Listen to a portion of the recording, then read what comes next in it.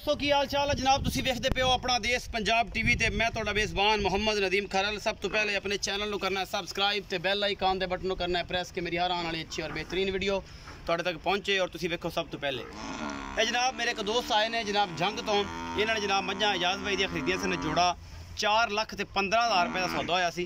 ए दो मझां उन्होंने दो टाइम अग चुआई की है, कल दे आए हुए ने, उन्होंने दो टाइम चुआई करके तसली करके इत्थे ने। अल्लाह के फजल नाल ए पुछ लेने भाई नूं किवें मामला है जी भाईजान।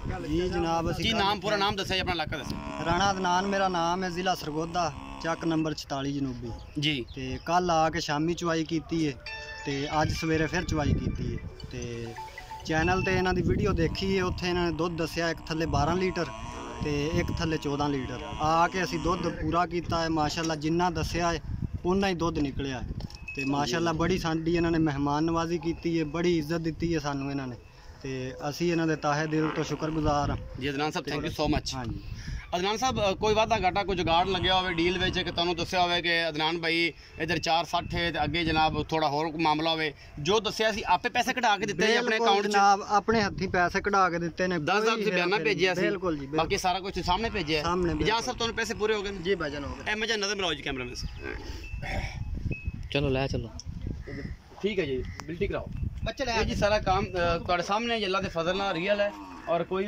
जुगाड़ नहीं है और अल्लाह के फजल नाल। राणा अदनान साहब किन्ने परसेंट लोगों को तुसी ये मशवरा दोगे कि अपना देश पंजाब टीवी ते जेड़ा तुसी इस्तेमाल कर सकते हो? असी नेक्स्ट टाइम आने की लोड़ है तुहानूं? अपना देश पंजाब दे तमाम सबसक्राइबर नूं असी कहना चाहते हैं कि माशाल्लाह अपना देश पंजाब ते प्योर नीली दियां मझां कढ़ के साडे भाई नदीम खरल साहब लैके आंदे ने ते कोई टेंशन वाली गल नहीं। पहली बारी आया मैं आया तो डर के, लेकिन हुण दोबारा मैनू आने की लोड़ कोई नहीं ते अल्लाह दे खास फजल ना अपना नैट ते व्हाट्सअप नंबर ते माशाल्लाह असी अगे तो खरीदो फरोख्त करनी है। टेंशन वाली गल कोई नहीं माशाल्लाह बहुत प्यार दिता है। नीली दे उत्ते ही खड़े हो? बिल्कुल जनाब, असी दरिया सतलुज के पेड़ दे विच असी खलोते हैं इस टाइम, प्योर नीली बार।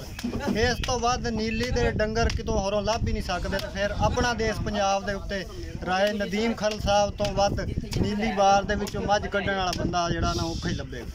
Thank you so much Adnan भाई, अल्लाह पाक तुहानूं नवाजे, अल्लाह पाक तुहानूं वक्त लाए ते ए जनाब लोड करवांदे पे ए जनाब जिला सरगोदा बिल्कुल जंग दे नाल बॉर्डर लाइन ते 26 शमाली है कि जनूबी है जनाब। उत्थे दोस्त मेरे जा जी 44 जनूबी है जी, ये उत्थे जनाब जा रहे ने अल्लाह दी सपोर्ट से करते पे। एक मैं चढ़ के ध्यान ना जी, दूसरी जड़ी है वो भी चढ़ा रहे ने माशाल्लाह। गान से सोहना पाता ने निशानी छुनी लाती बच्चों काला काला दा सरिया की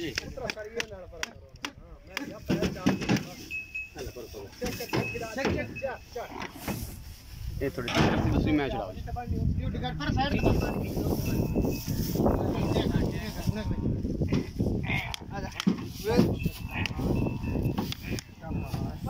अल्लाह ते अल्लाह दे रसूल दे सपुर्द करन लगे जी। भाई तेरे इन्हां नूं खटावे जी, इन्हां नूं वक्त लाए जी। बाकी लैने देने मुकद्दर होंदे जी।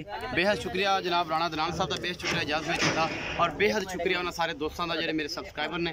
अल्लाह पाक सारा नूं अच्छे मामलात करने की तौफीक देवे। अपना बहुत सारा ख्याल रखिया जे। मिलांगे अच्छी और बेहतरीन वीडियो नाल। अल्लाह निगहबान।